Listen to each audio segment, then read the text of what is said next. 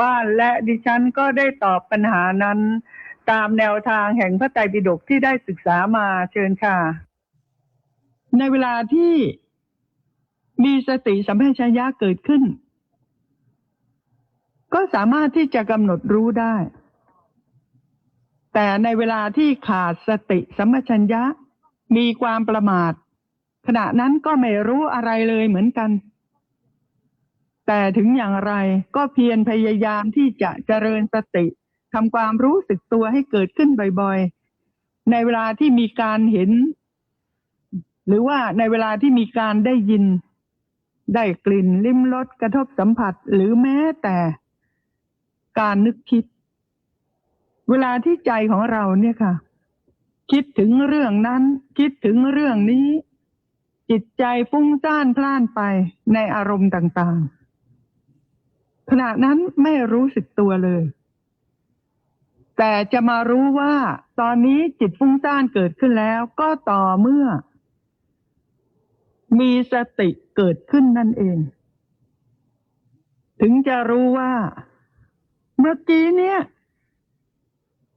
จิตฟุ้งซ่านเกิดขึ้นแล้วเมื่อจิตฟุ้งซ่านก็รู้ชัดว่าจิตฟุ้งซ่านหรือถ้าจะบอกว่าเมื่อจิตมีโมหะก็รู้ชัดว่าจิตมีโมหะโมหะก็คือความหลงไม่รู้ตามความเป็นจริงขณะใดที่จิตฟุ้งซ่านพล่านไปในอารมณ์ต่างๆขณะใดที่มีการตรึกนึกคิดไปในรูปในเสียงในกลิ่นในรสในโผฏฐัพพะคิดถึงสิ่งที่ผ่านมาแล้วในอดีตตั้งแต่เด็กๆโอ้จำได้หมดเลยคิดปรุงแต่งไปทีเดียวเมื่อเด็กๆเราเป็นอย่างนั้นพอโตขึ้นมาหน่อยนึงก็มีเพื่อนอย่างนี้อย่างนี้ศึกษาเล่าเรียนจบออกมาแล้วไปทำงานอย่างนั้นไปทำงานอย่างนี้มีครอบครัวโอ้เรื่องเยอะแยะตรึกนึกคิดถึงสิ่งที่ผ่านมาแล้วในอดีตไม่รู้สึกตัวหรอกค่ะคิดแล้วเพลินบางทีก็คิดไปถึงสิ่งที่ยังมาไม่ถึงในอนาคตสร้างวิมานในอากาศเลยนะประเดี๋ยวออกจากที่นี่จะไปที่นู่นหรือว่าพรุ่งนี้วันอาทิตย์จะออกจากบ้านแต่เช้าทีเดียวเดี๋ยวรถติดจะไปหาเพื่อนคนนั้นจะไปเที่ยวที่นั่นไปซื้อของที่นี่จะไปทำอย่างนั้นจะไปทำอย่างนี้ในขณะที่จิตฟุ้งซ่านพล่านไปตรึกนึกถึงสิ่งที่มาไม่ถึงยังเป็นอนาคตอยู่ขณะนั้นสติสัมปชัญญะไม่เกิดเลยก็ขณะนั้นจิตถูกโมหะคือความหลงเข้าครอบงำแล้วการที่พระพุทธองค์นั้นตรัสว่าเมื่อจิตมีโมหะก็รู้ชัดว่าจิตมีโมหะแล้วจะรู้ได้อย่างไรเล่าก็ในเมื่อมันหลงไปซะแล้วไม่รู้ซะแล้วจะรู้ได้อย่างไรบางทีเนี่ยนะคะหลงไปตั้งนานเป็นชั่วโมงเลยสติไม่เกิดความรู้สึกตัวไม่เกิดจะทำจะพูดจะคิดเป็นไปด้วยอำนาจของความเคยชินด้วยอำนาจของความจำทั้งนั้นแต่ไม่ได้ทำงานไม่ได้พูดไม่ได้คิดไม่มีความรู้สึกตัวเพราะปัญญาไม่เกิดถ้าอย่างนั้นทำยังไงล่ะปัญญาจึงจะเกิดสติจึงจะเกิดจิตมีโมหะก็รู้ว่าจิตมีโมหะเนี่ยจะทำยังไงก็ในขณะใดที่เกิดความรู้สึกตัวระลึกได้ว่าแหมดูสิลืมไปซะตั้งนานทำงานไปเยอะแยะนึกคิดปรุงแต่งไปมากมายพูดอย่างนั้นพูดอย่างนี้คิดอย่างนั้นคิดอย่างนี้แม่โมหะมันเกิดไม่รู้อะไรเลยตรงนี้แหละค่ะส สติสัมปชัญญะเกิดขึ้นแล้ว เกิดขึ้นยังไงเล่า เกิดขึ้นรู้ว่า จิตมีโมหะนั่นไง เพราะฉะนั้นเมื่อจิตมีโมหะก็รู้ชัดว่าจิตมีโมหะ ตรงนี้แหละค่ะรู้ยาก ที่รู้ยากเพราะสติสัมปชัญญะไม่ค่อยจะเกิดนั่นเอง ถามว่าการบรรยายเนี่ยที่ดินบรรยายตลอดมาเนี่ยค่ะการเจริญวิปัสสนาภาวนาแนะนำในการปฏิบัติในหมวดของกายานุปัสสนาสติปัฏฐานบ้างในเวทนาบ้างในจิตบ้างในธรรมาบ้างยากนักหรือในการที่จะรับฟังยากนักหรือในการที่จะทำความเข้าใจส่วนใหญ่ผู้ปฏิบัติเนี่ยค่ะตอบกันเหมือนกันหมดเลยที่ดินบรรยายอยู่เป็นประจำที่ธรรมสถานนั่นนะคะดิฉันขอถวายความนอบน้อมแด่พระพุทธรัตนะพระธรรมรัตนะพระสังฆรัตนะดิฉันขอถวายความนอบน้อมแด่พระปัจเจกพุทธเจ้าทุกๆพระองค์ค่ะอิทธิผลใดที่ท่านปรารถนาแล้วตั้งใจแล้วขออิทธิผลนั้นจงสำเร็จแก่ท่านโดยพลันขอความดำริทั้งปวงของท่านจงสำเร็จบริบูรณ์เหมือนดังพระจันทร์วันเพ็ญฉะนั้นอิทธิผลใดที่ท่านปรารถนาแล้วตั้งใจแล้วขออิทธิผลนั้นจงสำเร็จแก่ท่านโดยพลันขอความดำริทั้งปวงของท่านจงสำเร็จบริบูรณ์เสมือนดังแก้วมณีที่ชื่อว่าโชติรสมีแสงสว่างไสวไปทั่วทั้ง3โลกฉะนั้นขอสวัสดีกับท่านผู้ฟังทางบ้านทุกท่านค่ะขณะนี้ท่านกำลังรับฟังรายการพุทธวัตรซึ่งเป็นรายการสดดำเนินรายการโดยดิฉันยุพาอารามกุล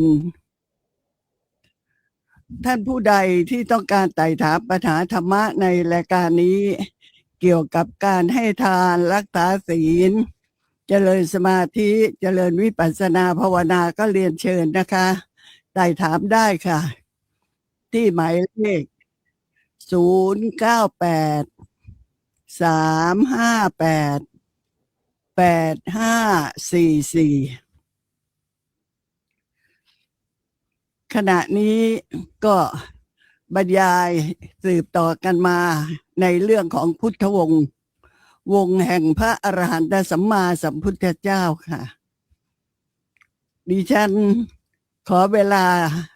ต้นรายการนี้สัก3 นาทีนะคะเพื่อที่จะเรียนเชิญท่านผู้ฟังทางบ้านทุกท่านค่ะให้ร่วมกระทำมหากุศลด้วยกันนะคะขอเรียนเชิญค่ะกระทำมหากุศลด้วยกันเพราะว่านี้จะเดินทางไปที่ประเทศพม่า5 วันไปที่เมืองย่างกุ้งเมืองแปรเมืองหงสาวดีค่ะเพื่อถวายผ้าไตรจีวรกับยะพันถวายภัตตาหารรองเท้าสิ่งของต่างๆแก่ภิกษุสงฆ์สามเณร300 รูปและก็จะถวายผ้าตัดชุดแม่ชีอย่างดี9 หลาพร้อมด้วยของใช้ที่จะเป็นสำหรับผู้หญิงนะคะมีหลายอย่างด้วยกันยังและก็มีรองเท้าด้วยค่ะเพราะรองเท้านั้นแม่ชีก็หาได้ยากเหลือเกินนะคะต้องเป็นรองเท้าที่สั่งตัดเฉพาะแม่ชี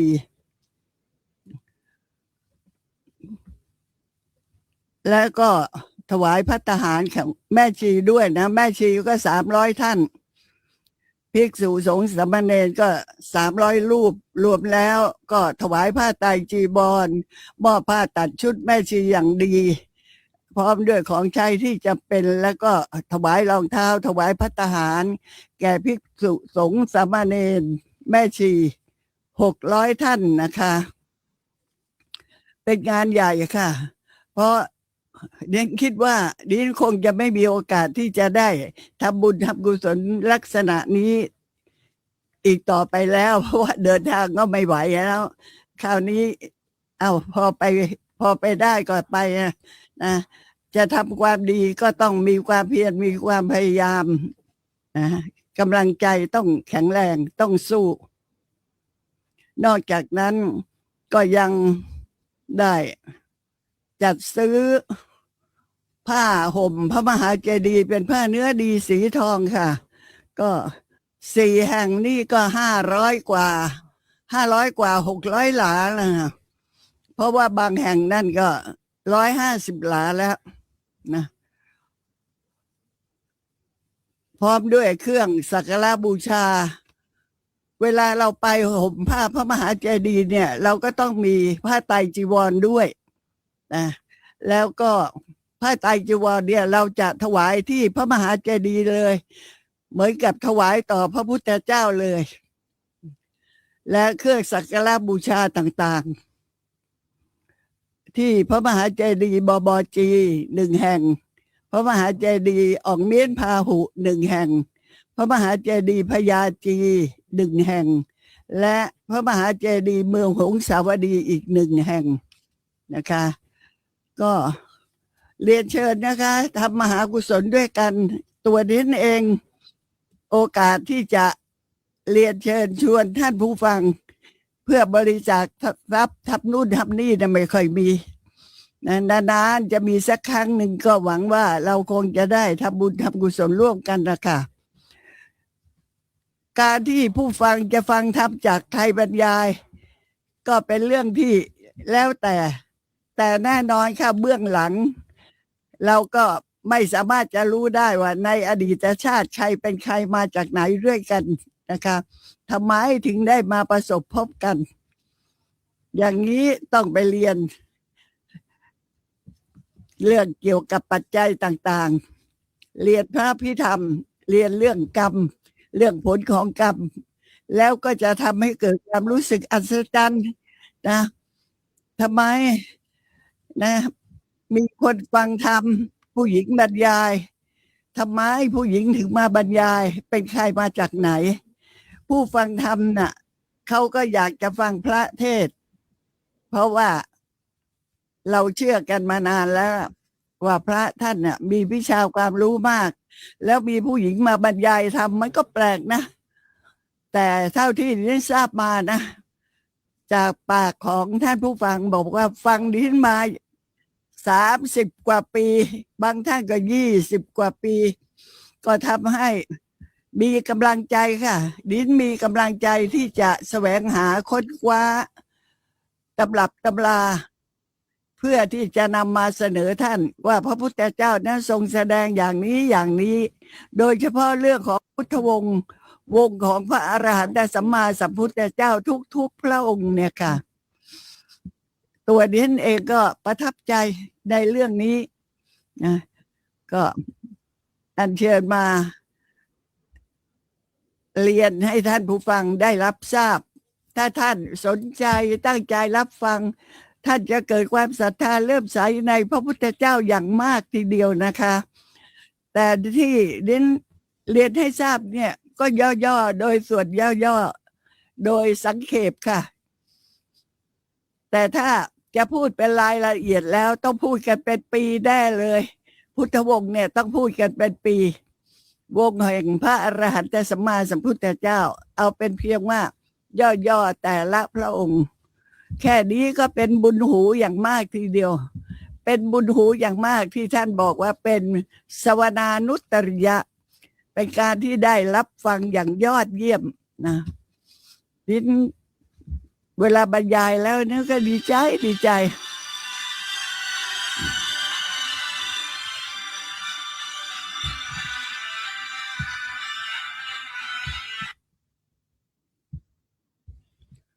สวัสดีค่ะ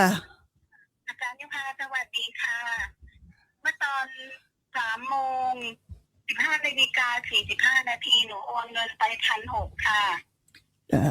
ทำอะไรบ้างทำบุญทุกอย่างที่พม่านะคะค่ะนะคะหนูชื่อ น้ำมนต์กันงาม อ๋อน้ำมนต์กัดงาม ใช่ค่ะ ค่ะขอบคุณแล้วก็โมทนาด้วยที่ทำบุญร่วมกันนะ ค่ะอาจารย์ยุพาขอให้อาจารย์สุขภาพแข็งแรงนะคะ ค่ะ พยายามเลยค่ะ พยายามที่จะต้องเดินให้ไหว อาจารย์ทุกวันค่ะ ค่ะค่ะพุทธวงศ์นี่ฟังไม่ยากนะ ฟังง่าย หนูชอบฟัง ค่ะ ก็ได้ความรู้ดี ได้ความรู้ดีแล้วเรามีความศรัทธาเลื่อมใสเพิ่มขึ้นเยอะเลย ค่ะ ขอบพระคุณค่ะ สวัสดีค่ะ ขอบคุณทุกอย่างนะคะอาจารย์ ค่ะ ทุกอย่างค่ะ ค่ะ สวัสดีค่ะ สวัสดีค่ะ และเดี๋ยวก็ขอเรียนเชิญท่านผู้ฟังทุกท่านนะทำบุญร่วมกันนะคะ จะได้พบกันใหม่อีกในภพชาติต่อไป หวังว่าอย่างนั้นอ๋อมีอีกเรื่องหนึ่งคือกลับจากประเทศพม่าแล้วก็จะกลับจากประเทศพม่าอาทิตย์หนึ่งแล้วก็จะมาทอดกฐินนะเรียนเชิญไปทอดกฐินร่วมกันที่วัดป่าบุญคุ้มเกล้าที่วัดป่าบุญคุ้มเกล้าตำบลหัวสำโรงอำเภอแปลงยาวจังหวัดฉะเชิงเทราวันที่15 พฤศจิกายนเป็นวันอาทิตย์นะคะ เรียนเชิญค่ะทำบุญร่วมกัน จะทำน้อยทำมากก็แล้วแต่ท่าน แต่ก็อยากให้ทำร่วมกันนะคะโดยโอนเงินผ่านทางธนาคารกรุงเทพค่ะโอนเงินผ่านมาทางธนาคารกรุงเทพเลขบัญชี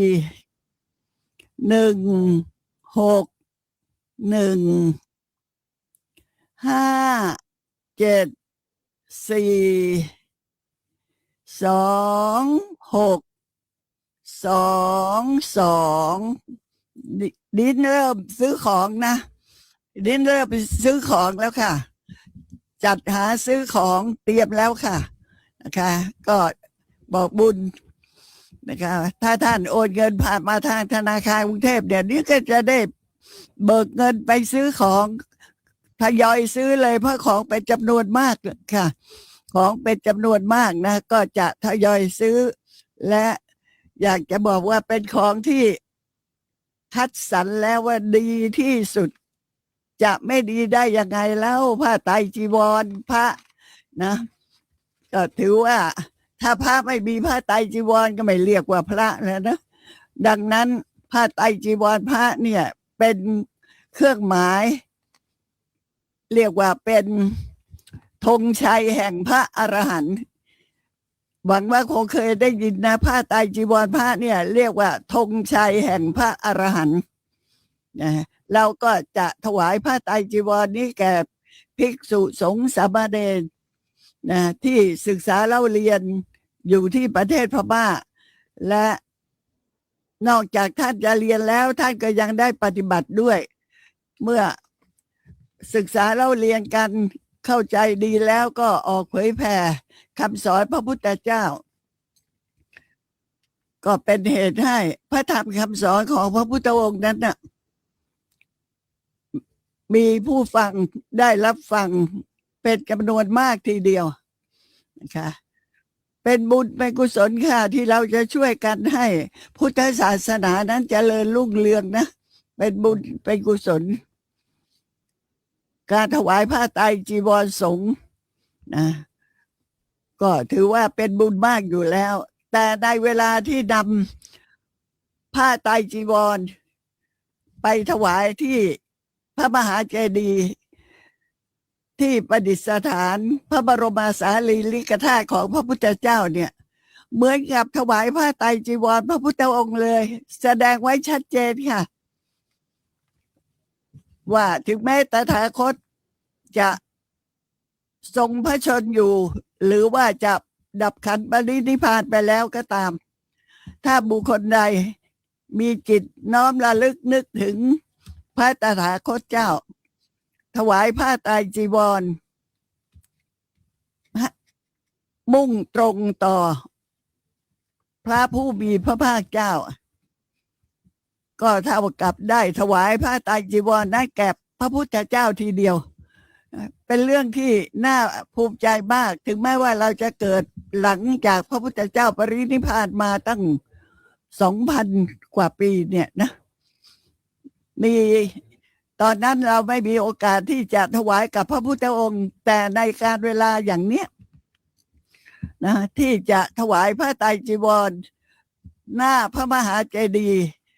ที่ประดิษฐานพระบรมสารีริกธาตุของพระพุทธเจ้านี่เหมือนกับว่าได้ถวายผ้าไตรจีวรให้พระพุทธเจ้าห่มครองทีเดียวเป็นพระดำรัสอย่างนั้นตรัสไว้อย่างนั้นนะและผ้าห่มพระมหาเจดีย์นั้น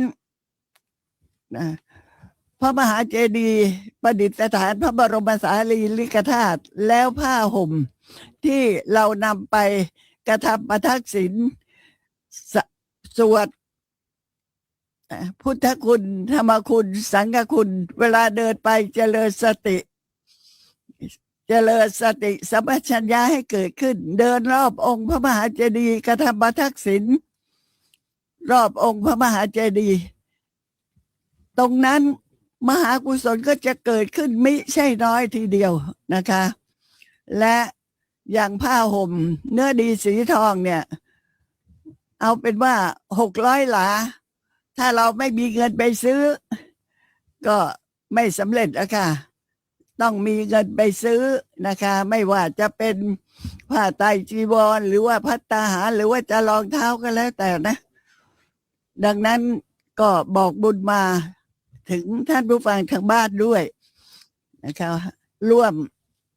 ทำบุญทำกุศลด้วยกันตอนนี้เริ่มออกซื้อของแล้วนะคะเริ่มออกซื้อของแล้วท่านสามารถที่จะโอนเงินมาได้ที่ธนาคารกรุงเทพค่ะเลขบัญชี161-574-2622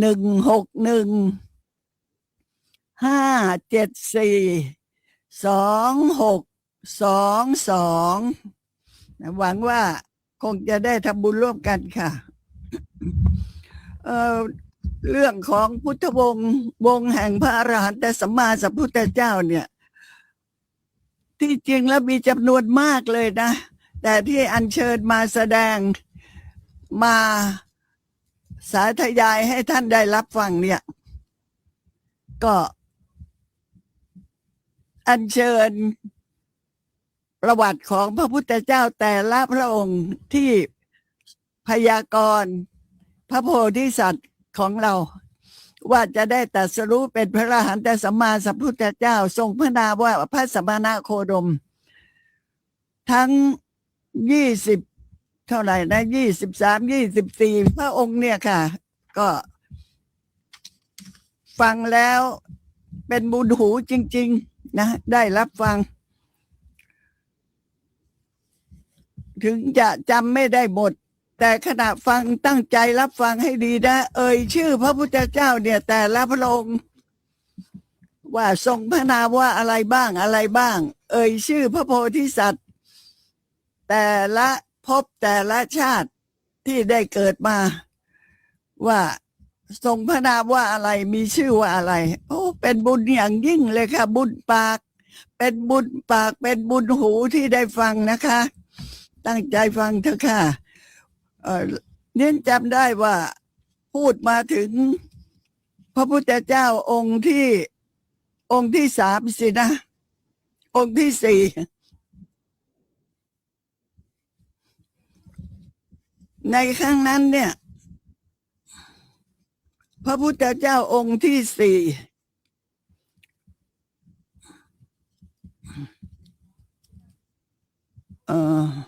มนุษย์เนี่ยมีอายุเป็นอสงไขยกลับเลยนะเป็นอสงไขยกลับเลยอายุมนุษย์เนี่ยลดลงมาจนเหลือเท่าไหร่เหลือ 90,000 ปีเป็นอายุไขของมนุษย์เหมือนกับเราทุกวันนี้เรามีอายุไข75 ปีแต่สมัยนั้นนะอายุของมนุษย์ 90,000 ปีแล้วก็ลดลงมาตามลำดับก็เหมือนกับบอกว่าทำไมถึงลดลงมาล่ะเดี๋ยวลดลงเดี๋ยวขึ้น ไอ้ที่ลดลงเพราะว่าทำบาปทำอกุศลมาก อายุมนุษย์ก็ลดลงลดลงลดลง แต่ถ้าทำบุญทำกุศลมาก เป็นผู้ที่เป็นคนดีมีศีลธรรม อายุมนุษย์ก็จะสูงขึ้นสูงขึ้นสูงขึ้นนะคะอย่างพระพุทธเจ้าพระองค์ที่สี่ที่ทรงพระนามว่าสุมาณะเนี่ย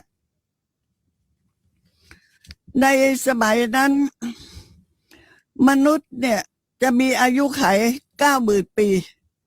แล้วก็ลดลงมาตามลำดับจนกระทั่งเหลืออายุของมนุษย์10 ปี10 ปีแก่ตายแล้ว5 ปีมีลูกแล้วมีครอบครัวแล้ว10 ปีที่แก่ตายแล้วจากอายุ10 ปีคนก็เริ่มมาทำความดีมีการรักษาศีลให้ทานพอมาทำความดีอายุของมนุษย์ก็เพิ่มขึ้นจาก10 ปีก็เป็น20 ปี20 ปีก็เป็น40 ปีเป็น80 ปีขึ้นมาเรื่อยๆนะแล้วก็จะกลับลดลงมาอีกตามลำดับนะจนมาถึงพระพุทธเจ้าที่ทรงพระนามว่าสุมาณะนี่แหละมนุษย์มีอายุ90,000 ปีค่ะเป็นอายุขัยของมนุษย์ในสมัยของพระพุทธเจ้าผู้ที่ทรงพระนามว่าสุมาณะพระพุทธองค์เนี่ยก่อนที่จะได้บรรลุเป็นพระอรหันตสัมมาสัมพุทธเจ้าก็ได้บำเพ็ญบารมีมามากทีเดียวต่อมาในภพชาติสุดท้ายก็ได้เกิดเป็นพระราชโอรสของพระนางสิริมาเทวีพระนางสิริมาเทวีนี่เป็นอัครมเหสีของพระเจ้าสุทัตตะอยู่ในพระนครเมขละ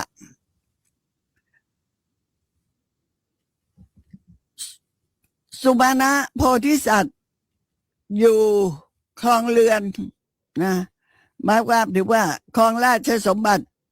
เป็นฆราวาสอยู่ 9,000 ปีพอถึง 9,000 ปีแล้วก็เบื่อหน่ายเกิดความเบื่อหน่ายนะว่าบวชควรที่จะได้บวชทรงพระดำริอย่างนั้นว่าควรที่จะได้บวชเพราะรู้สึกเบื่อหน่ายในการที่จะอยู่ครอบครองราชสมบัติก็เลยทรงช้างต้นเสด็จออกมหาพิเนศกรมก็คือออกบวชแล้วก็ทรงกระทำความเพียรอยู่ได้10 เดือนค่ะจึงได้ตรัสรู้เป็นพระอรหันตสัมมาสัมพุทธเจ้าที่โคนต้นบุญนาคตรัสรู้ที่โคนต้นบุญนาคเหมือนกับพระพุทธเจ้าของเราตรัสรู้ที่ใต้ต้นโพนะคะพระองค์นี้ตรัสรู้ที่โคนต้นบุญนาคแล้วก็มีพระชนสืบต่อมาจนครบ 90,000 ปีก็ดับขันธ์ปรินิพพานที่สวนอังคารามในสมัยพระพุทธเจ้าพระองค์เนี้ยพระโพธิสัตว์ของเราก็คือพระพุทธเจ้าของเราพระองค์เนี้ยเกิดมาเป็นพญานาคชื่ออตุละเกิดเป็นพญานาคที่ชื่ออตุละออกมาจากเมืองพญานาคแล้วก็มากระทำการสักการะพระภิกษุสงฆ์ที่มีพระพุทธเจ้าเป็นประมุขในครั้งนั้นพระผู้มีพระภาคเจ้าสุมาณะตรัสพยากรณ์พญานาคอตุละว่าจะได้บรรลุเป็นพระอรหันตสัมมาสัมพุทธเจ้าพระพุทธสุมาณะเป็นผู้ที่พยากรณ์พระโพธิสัตว์ของเราพระองค์เนี้ยเป็นองค์ที่สี่นะเมื่อพระสุมาณะอรหันตสัมมาสัมพุทธเจ้าปรินิพพานแล้วในการต่อมาคราวที่มนุษย์มีอายุยังมีอายุ 90,000 ปีอย่างนั้นแหละเป็นอายุไข แล้วก็ลดมาตามลำดับเหลือ10 ปีเป็นอายุไข แล้วก็จากอายุ10 ปีก็เจริญขึ้นไปตามลำดับจนถึงอสงไขยปี โอ้โหจนถึงอสงไขยปี แล้วก็ลดลงมาตามลำดับจนถึง60,000 ปีจนถึง60,000 ปีนี่เป็นอายุไขของมนุษย์นะในสมัยนั้น และสมัยนั้นเนี่ยพระโพธิสัตว์ของเราไม่ใช่ ในสมัยนั้นเนี่ยพระพุทธเจ้าพระองค์ที่5เนี่ยนะ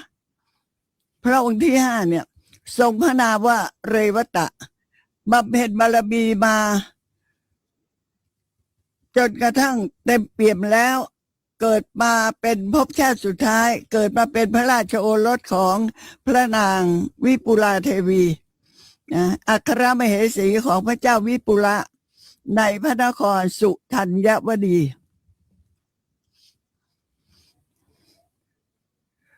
ครองคารวาสอยู่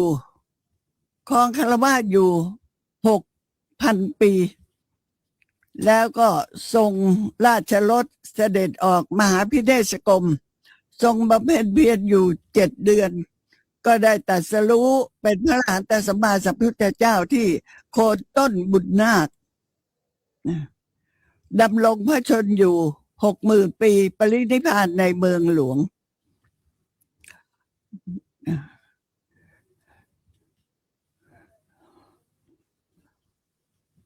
สุมาณะจะดูว่าพระพุทธเจ้าพระองค์นั้นที่ทรงพระนามว่าสุมาณะด้านปรินิพพานไปในครั้งนั้นพระโพธิสัตว์ของเราเนี่ยเกิดมาเป็นพญานาคนะคงจะมีผู้สงสัยนะตรงนี้ผู้ที่พยากรณ์เป็นองค์ที่4คราวที่มนุษย์มีอายุ90,000 ปีต่อมาเนี่ยแล้วก็ลดมาตามลำดับสมัยนั้นเรียกว่ามนุษย์มีอายุยืนนานมากเป็นแสนปีค่ะเป็นแสนปีแต่เราเนี่ยโอ้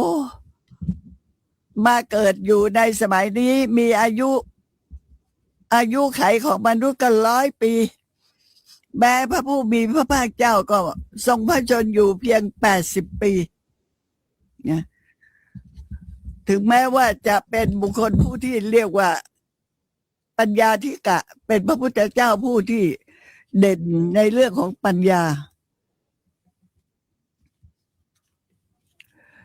ในสมัยนั้นที่พระผู้มีพระภาคเจ้าสุมาณะเนี่ยปรินิพพานแล้วใช่ไหมนะก็อายุของมนุษย์ก็ยัง90,000 ปีอยู่อย่างนั้นแหละนะลดลงมาตามลำดับเป็นแล้วก็มาเจริญขึ้นจนถึงอายุอสงไขยปีเป็นอายุไขแล้วก็ลดลงมาอีกจนถึง60,000 ปีในครั้งนั้นพระผู้มีพระภาคเจ้าทรงพระนามว่าเลวัตตะบำเพ็ญบารมีมาแล้วเกิดเป็นพระราชโอรสของพระนางวิปุลาเทวีอัครมเหสีของพระเจ้าวิปุละในพระนครสุทัญญวดีใช่ไหมครองคารวาสอยู่6,000 ปี แล้วก็ทรงราชรถเสด็จออกมหาพิเนศกรมทรงบำเพ็ญเพียรอยู่7 วัน 7 เดือนได้ตรัสรู้ที่โคนต้นบุญนาคแล้วก็ทรงพระชนสืบต่อมาอีก60,000 ปีแล้วจึงปรินิพพานในเมืองหลวงนะนี่เป็นองค์ที่5นะก็องค์ที่5เนี่ยที่พยากรณ์พระพุทธเจ้าของเราอ่ะในครั้งนั้นพระโพธิสัตว์ของเราพระองค์เนี่ยเกิดมาเป็นพราหมณ์ชื่ออติเทวะได้สรรเสริญพระคุณของพระพุทธเลวัตตะแล้วก็ได้ถวายกีวรห่ม แด่พระผู้มีพระภาคเจ้า พระพุทธองค์ก็ตรัสพยากรณ์ว่าท่านผู้นี้ละสืบไปในอนาคตการนู้นถึงที่สุด2 อสงไขยแสนกับพราหมณ์อติเทวะเนี่ยจักได้บรรลุเป็นพระอรหันตสัมมาสัมพุทธเจ้าในโลกทรงพระนามว่าโคตมะพระพุทธเจ้าพระองค์ที่5เนี่ยทรงพระนามว่าเลวัตตะเป็นผู้พยากรณ์นะเป็นผู้พยากรณ์เฉพาะพระพักตร์เลยถ้าเลือกการพยากรณ์จะได้บรรลุเป็นพระอรหันตสัมมาสัมพุทธเจ้าต้องพยากรณ์เฉพาะหน้าเลยค่ะ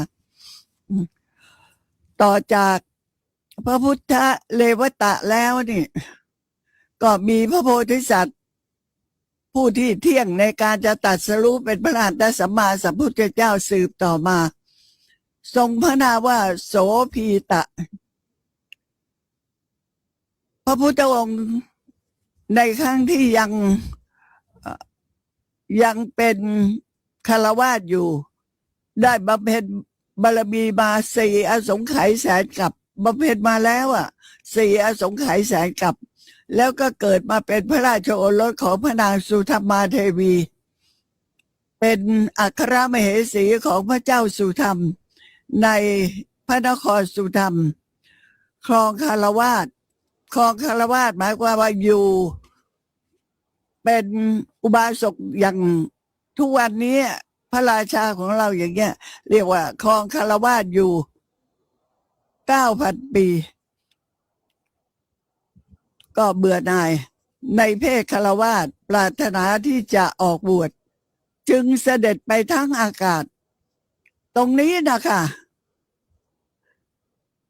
พระพุทธโสพีตะเนี่ยท่านมีบุญมากทีเดียวนะเป็นคฤหัสถ์อยู่ 9,000 ปีเมื่อปรารถนาที่จะบวชเป็นพระภิกษุสงฆ์เสด็จไปทั้งปราสาทเลยนะหมายความว่าลอยไปทั้งปราสาทราชวังลอยไปหมดเลยที่ประทับถ้าจะบอกใครเคยเห็นพระราชวังของพระบาทสมเด็จพระเจ้าอยู่หัวของเราไหมเนี่ยนะสวยงามมากเรียกว่าลอยเนี่ยลอยขึ้นจากแผ่นดินไปทั้งหมดเลยเสด็จไปทั้งปราสาทเลยลอยไปทั้งปราสาทออกเรียกว่าพอตรึกที่จะออกมหาพิเนศกรมเท่านั้นแหละนะก็มีเหตุการณ์อย่างนี้เกิดขึ้นแล้วก็ได้กระทำความเพียรอยู่7 วันจึงได้ตรัสรู้เป็นพระอรหันตสัมมาสัมพุทธเจ้าที่โคนต้นบุญนาคมีพระชนมายุสืบต่อมาอีก 90,000 ปีปรินิพพานที่สวนสีหาราม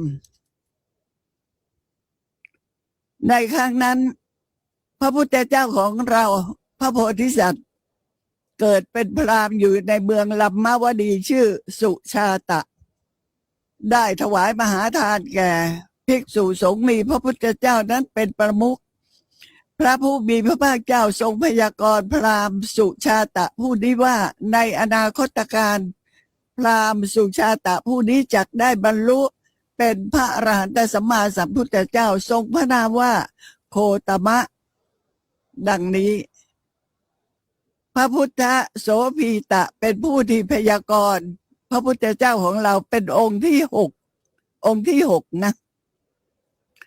เมื่อ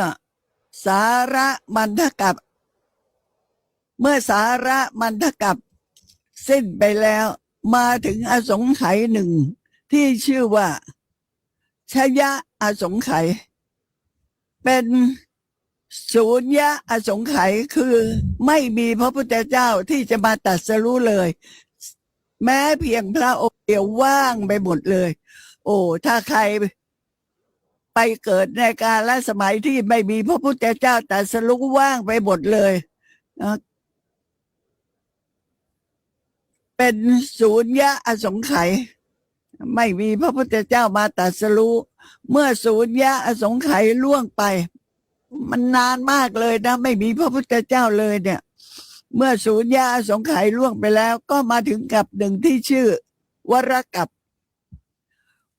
วรกัปนี้แหละมีพระพุทธเจ้าเสด็จอุบัติขึ้น3 พระองค์นี่ไม่ได้หมายความว่าพร้อมกันนะแต่หมายความถึงว่าพระพุทธเจ้าพระองค์หนึ่งได้บังเกิดขึ้นแล้วและปรินิพพานไปการต่อมาก็จะมีพระพุทธเจ้าอีกพระองค์หนึ่งนะแล้วปรินิพพานไปต่อมาก็จะมีพระพุทธเจ้าเกิดขึ้นอีกพระองค์หนึ่งแล้วปรินิพพานไปเหมือนกับของเรานี่แหละเหมือนกับของเราเนี่ยมีพระพุทธเจ้าตั้ง5 พระองค์ไม่ใช่เหรือภัททรกัปเนี่ยใช่ไหม5 พระองค์พระกกุสันทาพระโกนาคมานะพระกัสสปะพระโคตมะแล้วก็พระสยาริยะกับของเราเนี่ยภัททรกัปนี่มีพระพุทธเจ้า5 พระองค์นะพระกกุสันทะ1พระโกนาคมานะ1พระกัสสปะ1แล้วก็พระโคตมะ1แล้วจะมีพระศรีอริยะ1เพราะฉะนั้นไม่แปลกใจว่าในกับที่มีพระพุทธเจ้าเสด็จอุบัติขึ้น3 พระองค์พระพุทธเจ้า3 พระองค์นั้นไม่ได้เกิดพร้อมกันองค์หนึ่งปรินิพพานไปแล้วต่อมาไม่นานก็จะมีผู้ที่พร้อมในการที่จะบรรลุอีกพระองค์หนึ่งพระพุทธเจ้า3 พระองค์นั้นคือใครก็คือพระพุทธอโนมัทสสี1พระพุทธปทุมะ1พระพุทธนาราธะอีก1ทั้ง3 พระองค์นั้นน่ะพระผู้มีพระภาคเจ้าอโนมัทสสีเนี่ยบำเพ็ญบารมีมา16 อสงไขยแสนกับแล้วก็เกิดมาเป็นพระราชโอรสของพระนางยโสธราเทวีอัครมเหสีของพระเจ้ายศวตะในพระนครจันทวดีของคฤหัสถ์อยู่10,000 ปีแล้วก็เสด็จขึ้นราชรถทรงหรือจะบอกทรงเสลียงเสด็จออกมหาพิเนศกรมทำความเพียรอยู่10 เดือนก็ได้ตรัสรู้ที่โคนต้นรกฟ้าต้นรกฟ้าต้นอะไรนะนึกชื่อไม่ออกรู้ต้นรกฟ้านะดำรงพระชนอยู่100,000 ปีนะพระพุทธเจ้าพระองค์เนี้ยดำรงพระชนอยู่100,000 ปีแล้วปรินิพพานที่สวนธรรมารามในครั้งนั้นพระโพธิสัตว์ของเราเนี่ยเกิดเป็นยักษ์ตนหนึ่งมีตำแหน่งเป็นเสนาบดีของพระราชาได้เนรมิตมณฑปงามเลิศแล้วถวายมหาทานแก่พระภิกษุสงฆ์ที่มีพระพุทธเจ้านี่แหละเป็นประมุขพระผู้มีพระภาคเจ้าตรัสพยากรณ์ยักษ์เสนาบดีตนนั้นว่าในอนาคตเมื่อสิ้น1 อสงไขยแสนกับแล้วยักษ์ตนนี้แหละจักได้เป็นพระอรหันตสัมมาสัมพุทธเจ้าในโลกทรงพระนามว่าโคตมะพระพุทธอโนมัทสสีเป็นผู้พยากรณ์พระพุทธเจ้าของเราองค์ที่7นะคะเมื่อพระผู้มีพระภาคเจ้าอโนมัทสสีปรินิพพานแล้วตอนนั้นมนุษย์มีอายุถอยลงมาตามลำดับถึง10 ปีอีกแล้วเป็นอายุไขแล้วก็เจริญขึ้นจนถึง1 อสงไขยปีเป็นอายุไขแล้วก็ลดลงมาอีกนะ อย่าเพิ่งปวดหัวเป็นอย่างนี้ค่ะ เวลาเรียนก็ปวดหัวเหมือนกัน แต่พอเรียนแล้วก็ตำรับตำราหยิบดูบ่อยๆก็ชินค่ะนะชินไม่ปวดหัวแล้วภายหลังนี่นะคะ ว่า เอ๊ะทำไมมนุษย์มีอายุถอยลงมาถึง10 ปีเป็นอายุไขแล้วเจริญขึ้นจนถึงอายุ1 อสงไขยปี แล้วก็ลดลงมาอีกนะจนถึงเท่าไหร่10,000 ปี ลดมาถึง10,000 ปี ในครั้งนั้นเนี่ย พระพุทธเจ้า หรือว่าพระโพธิสัตว์ในครั้งนั้นที่ยังไม่ตรัสรู้นะทรงพระนามว่าปทุมะบำเพ็ญบารมีมาแล้วเกิดมาเป็นพระราชโอรสของพระนางอัศมาเทวี ผู้ที่เป็นอัครมเหสีของพระเจ้าอัศมะในพระนครจับบกะครองคารวาสอยู่10,000 ปี เบื่อในการที่จะเป็นพระราชาก็เบื่อหน่ายในเพศคารวาสทรงราชรถเทียมม้าเสด็จออกมหาพิเนศกรมเหมือนกับเจ้าชายสิทธัตถะเรานะที่ทรงราชรถเทียมม้าเสด็จออกมหาพิเนศกรมทรงกระทำความเพียรอยู่8 เดือนได้ตรัสรู้เป็นพระพุทธอรหันตสัมมาสัมพุทธเจ้าที่โคนต้นมหาโสนกะ ต้นมหาโสนกะเรียกชื่อกันสมัยก่อนเนี่ยเรียกว่า ไม้อ้อยช้างใหญ่ ต้นไม้อ้อยช้างใหญ่ดำรงพระชนอยู่100,000 ปี แล้วปรินิพพานที่สวนธรรมารามค่ะ อีกเรื่องหนึ่งอยากจะบอกว่า การที่พระพุทธเจ้าแต่ละพระองค์เนี่ยตรัสรู้ที่ตรงนั้นบ้างตรงนี้บ้าง ที่ต้นทองหลางบ้างที่ต้นที่โคนต้นบุญนาคบ้าง ต้นอ้อยช้างอ้อยบ้าง อะไรอย่างเงี้ยอย่าสงสัยเลย ในสมัยนั้นเนี่ยแต่ละท่านก็ปลีกออกไปบำเพ็ญเพียรภาวนาเรียกว่าปลีกวิเวกนั่นแหละ เมื่อเห็นที่ไหนว่าจะสงบสมควรแล้วก็จะไปประทับนั่งที่นั่นเหมือนกับพระพุทธเจ้าของเราเนี่ยมาที่ต้นอัสสทะก็คือต้นโพนั่นเองอ่ะนะแล้วก็มาตรัสรู้ที่นี่ ในครั้งที่พระพุทธเจ้าทรงพระนามว่าปทุมะเนี่ยนะที่เล่าไปเนี่ยว่าทรงราชรถเทียมม้าแล้วเสด็จออกมหาพิเนศกรมทรงกระทำความเพียรอยู่8 เดือนได้ตรัสรู้เป็นพระพุทธเจ้าที่โคนต้นมหาโสนกะต้นไม้อ้อยช้างใหญ่นะดำรงพระชนอยู่100,000 ปี แล้วปรินิพพานที่สวนธรรมารามก็ในสมัยนั้นน่ะครั้งนั้นน่ะ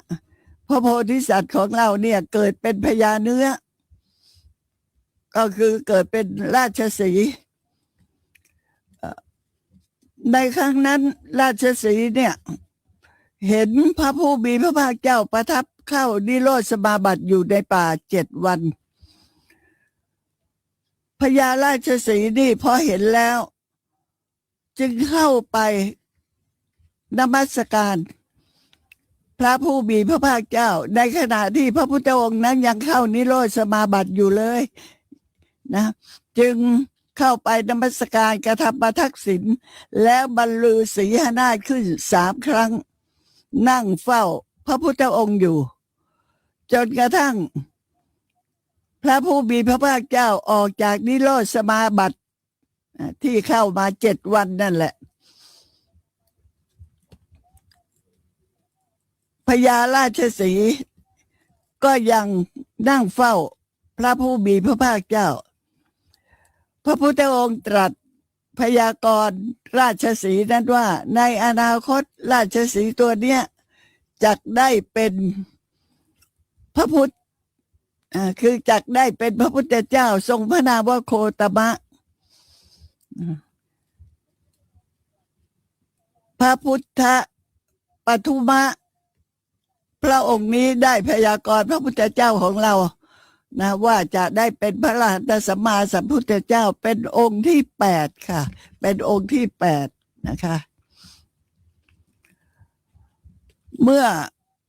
พระพุทธปทุมะปรินิพพานแล้วคราวนั้นมนุษย์มีอายุขัยลดลงอีก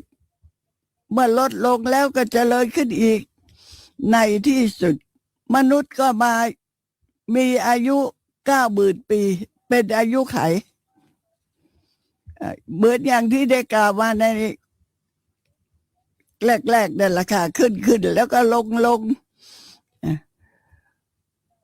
ในครั้งนั้นพระบรมศาสดาทรงพระนามว่านารทะพระพุทธเจ้าทรงพระนามว่านารทะบำเพ็ญบารมีมา4 อสงไขยแสนกับเกิดมาเป็นในชาติสุดท้ายนะเกิดเป็นพระราชโอรสของพระนางอโนมาเทวีอัครมเหสีของพระเจ้าสุเทวะในพระนครธัญวดีค่ะในครั้งนั้นพระผู้มีพระภาคเจ้าที่ยังทรงครองคฤหัสถ์อยู่ก็ครองเพศคฤหัสถ์อยู่ 9,000 ปีแล้วเสด็จพระราชดำเนินด้วยพระบาทเสด็จพระราชดำเนินออกจากพระราชวังด้วยพระบาท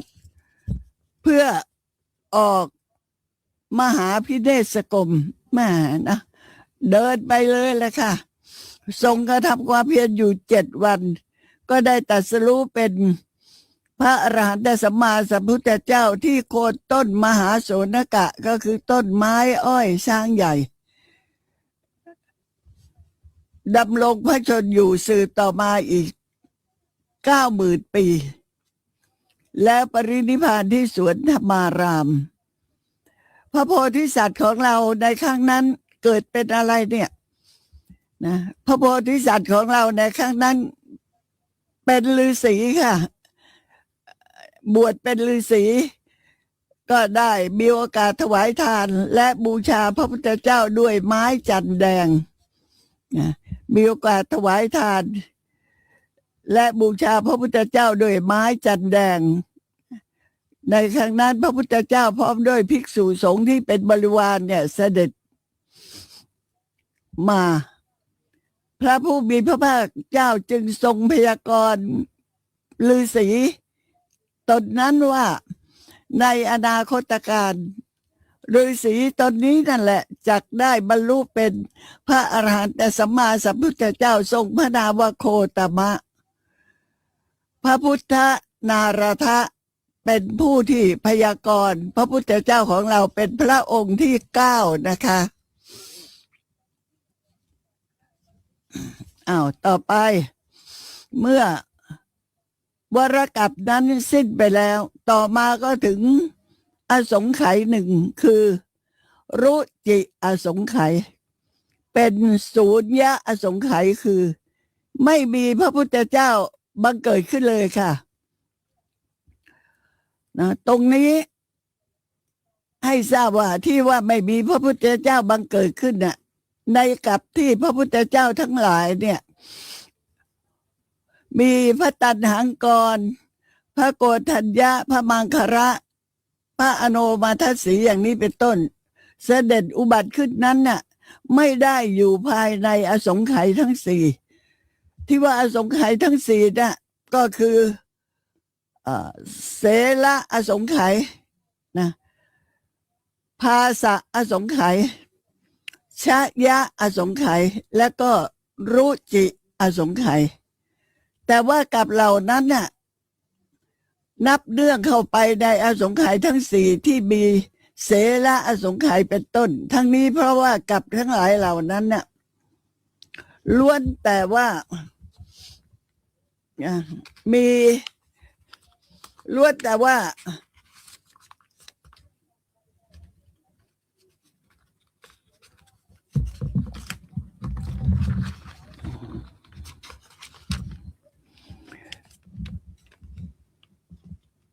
มีสุดอสงไขยเท่านั้นเอง เพราะฉะนั้นในสี่อสงไขยเนี่ยมีพระพุทธเจ้าเสด็จอุบัติขึ้น12 องค์นะคะ12 องค์ ยาวนานมากเลยนะ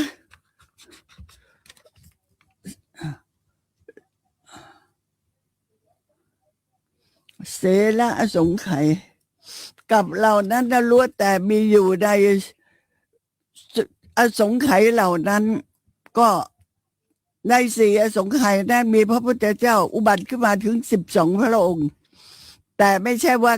ง่ายๆนะคะ แสนปีล้านปีจะมีสักองค์หนึ่งเมื่อสิ้นรุจิอสงไขยแล้ว จากนั้นก็ย่างเข้ามาในเบื้องต้นแสนกับมีกับหนึ่งที่ชื่อสาระกับในกับนี้มีพระพุทธเจ้าบังเกิดขึ้นพระองค์เดียวเท่านั้นทรงพระนามว่าพระปทุมุตตระคุ้นเลยนะพระนามของพระพุทธเจ้าพระองค์เนี้ยเราคุ้นเลยค่ะที่ทรงพระนามว่าปทุมุตตระเสด็จอุบัติขึ้นพระปทุมุตตระอรหันตสัมมาสัมพุทธเจ้าน่ะได้บำเพ็ญเพียรบารมีมาแล้วเกิดชาตินี้เป็นชาติสุดท้ายเลยก็คือเกิดมาเป็นพระราชโอรสของพระนางสุชาดาเทวีอัครมเหสีของพระเจ้าสุนันทะในพระนครหงสาวดีครองคารวาสอยู่10,000 ปีแล้วก็เสด็จไปคือลอยไปทั้งปราสาทอีกเหมือนกันลอยไปทั้งปราสาทเลยในครั้งที่พอคิดว่าจะออกบวชเท่านั้นแหละปราสาททั้งปราสาทลอยไปเลยและถามว่าจะมีผู้ถามว่าแล้วพวกนางสนมกำนันในพระมเหสีพระราชโอรสพระราชบิดาพระราชมารดาล่ะก็ไปด้วยกันทั้งนั้นเลยทั้งหมดก็อยู่ในปราสาทเลยเพราะว่าปราสาทลอยออกไปเลยค่ะนั่นแหละในครั้งนั้นพระปทุมุตตระสัมมาสัมพุทธเจ้าเนี่ยเสด็จออกมหาพิเนศกรมกระทำความเพียรอยู่7 วันบรรลุสัพพัญญุตญาณตรัสรู้เป็นพระพุทธเจ้าที่โคนต้นสนต้นสนมันก็ต้นนิดเดียวนะแต่ก็ไปประทับนั่งอยู่ในดงสนนั่นแหละประทับนั่งอยู่ที่นั่นแล้วตรัสรู้ที่ในดงสนนะคะต้นสนนะคะดำรงพระชนอยู่แสนปีค่ะแล้วปรินิพพานในสวนนันทารามในครั้งนั้นพระโพธิสัตว์ของเรามีชื่อว่าชติละเป็นราษฎรชาวเมืองหลวงได้ถวายมหาทานคือได้ถวายผ้าไตรจีวรพร้อมด้วยภัตตาหารแก่ภิกษุสงฆ์มีพระพุทธเจ้านั้นเป็นประมุขพระผู้มีพระภาคเจ้านั้นได้ตรัสพยากรณ์มหาชนคนนี้แหละที่มีชื่อว่าชติละเนี่ยพยากรณ์ว่าในอนาคตที่สุดแสนกับนี้แหละบุรุษผู้นี้จักได้ตรัสรู้เป็นพระพุทธเจ้าทรงพระนามว่าโคตมะนะตรงนี้เห็นท่าว่าจะต้องต่อกันพรุ่งนี้แล้วนะต่อกันพรุ่งนี้เพราะว่าพระองค์ที่10นี่ยังพูดไม่จบนะคะยังพูดไม่จบค่ะใจเย็นๆค่อยๆฟังไปแต่เวลามันเลยไปแล้วนะคะพบกันใหม่ในวันพรุ่งนี้แล้วกันสวัสดีค่ะทุกท่าน